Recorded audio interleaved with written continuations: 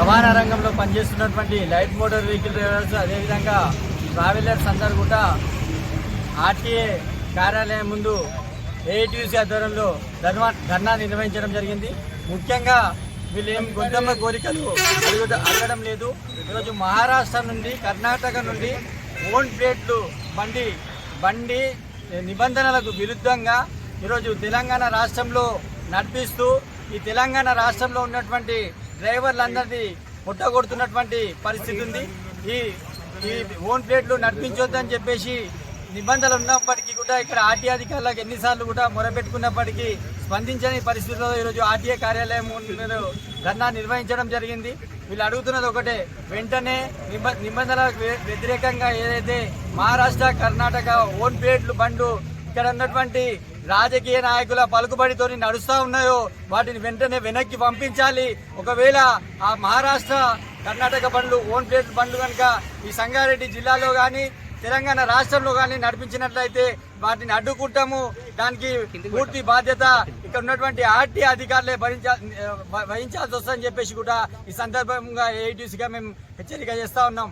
మరొకటి చెప్తా ఉన్నాం, ఇక్కడ ఉన్నటువంటి వాళ్ళందరూ నిరుపేదలు అప్పో చేసి బంగారాలు ఉన్నటువంటి ఆస్తులు అమ్ముకొని చిన్న చిన్న వాహనాలు తీసుకొని ఈరోజు ట్యాక్స్ ప్లేట్ పెట్టి ఈరోజు ట్యాక్సులు కట్టుకుంటూ అనేక రకాల ఇబ్బందులు పడుకుంటూ రాత్రనక పగలనక ఈరోజు సమాజానికి సేవ చేసే వృత్తిలో ఉన్నటువంటి డ్రైవర్లపై ఈ విధంగా ఇతర రాష్ట్రాల నుండి వచ్చినటువంటి ఓన్ ప్లేట్ బండ్లకు రాజకీయ నాయకుల అండదండలతో నడిపిస్తూ ఉంటే ఇక్కడ ఉన్నటువంటి ఆర్టీ అధికారులు వాళ్ళకు వత్తాసు పలకడము ఏమాత్రం సమంజసం కాదు.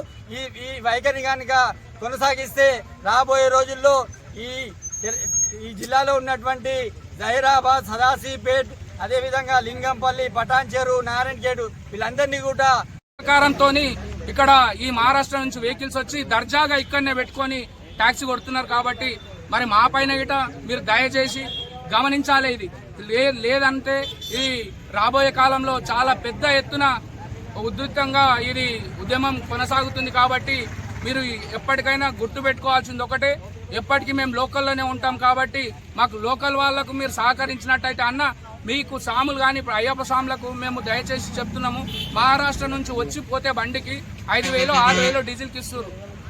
ట్యాక్సీ పరంగా చూసుకున్నట్టయితే 4-5 వేల డిఫరెన్సే వస్తుంది. 4-5 వేల రూపాయల గురించి మీరు మహారాష్ట్ర నుంచి ట్యాక్సీ బండ్లను ఓన్ ప్లేట్ బండ్లను పిలిపించుకుంటారు. ఆ ఓన్ ప్లేట్ బండి వచ్చేసి ఇన్సూరెన్స్ పరంగా 10,000 ఉంటుంది. థర్డ్ పార్టీ గిట్ట పనికిరాదు. ఒకవేళ అనుకోని విధంగా ఏదన్నా సమస్య ఎదురైతే ఎవరికి ఎలాంటి ఇన్సూరెన్స్ క్లెయిమ్ కాదు. కాబట్టి మనం కొంచెం 4-5 వేలు చూసుకున్నట్టయితే మీరు ఎంతో ఇబ్బందులకు పాలవుతారు. కాబట్టి ఇప్పటికైనా గుర్తుంచుకొని మాకు న్యాయం చేయాలని మేము డిమాండ్ చేస్తున్నాం. రంగ వ్యవస్థ మరి మహారాష్ట్ర నుంచి వచ్చి ఇక్కడ ఓన్ ప్లేట్ బండ్లు కిరాయిలు కొడుతున్నారు. కాబట్టి మరి మేము గిట్ట విన్నవించుకుంటున్నాం ఆర్టీఓ అధికారులకు కానీ రవాణా శాఖ మంత్రికి కానీ పెద్దలకు, మరి మా గిట్ట ఓన్ ప్లేట్ బండ్లు ఇక్కడ మీరు ఇచ్చినట్టయితే మేము గిట్ట ఓన్ ప్లేట్లలో కిరాయిలు కొట్టుకునే అవకాశం మా గిట్ట ఉంటుంది. ఎందుకంటే మేము మన గవర్నమెంట్కు మేము లబ్ధిపరిచే విధంగా మేము లీగల్ గా ట్యాక్సీలు కట్టుకుంటున్నాము. కాబట్టి మరి వాళ్ళు ఇల్లీగల్ గా వచ్చి ఇక్కడ కిరాయిలు కొడుతున్నారు. మరి మా గిట్ట ఇల్లీగల్ గా కొట్టుకోవాలంటే మా గిట్ట ఓన్ ప్లేట్ బండ్లు ఇవ్వాలని మేము గిట్ట డిమాండ్ చేస్తున్నాం.